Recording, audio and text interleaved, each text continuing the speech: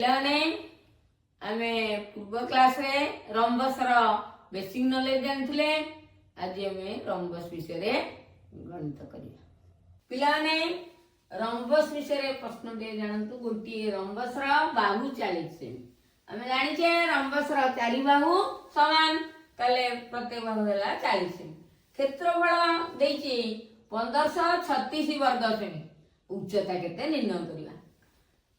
आमे बेसिक जानला बेले जानथिले उच्चता समान क्षेत्रफल बाय बाहु। ताले उच्चता होची केते 1536 होला क्षेत्रफल और बाय बाहु होला 40 सेमी समान 38.4 सेमी। अतवे रंबस उच्चता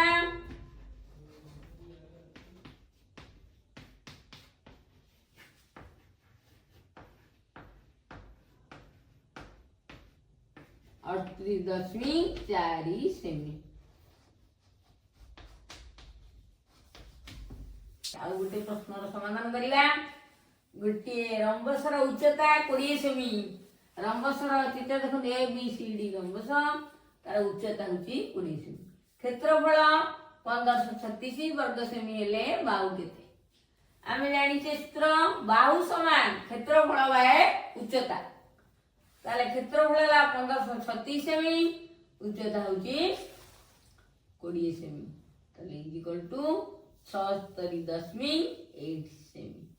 आज पई एतिकी कमेंट माध्यम रे जणाइले अलगा प्रश्नर समाधान नेक्स्ट क्लास रे करिया। रहउची।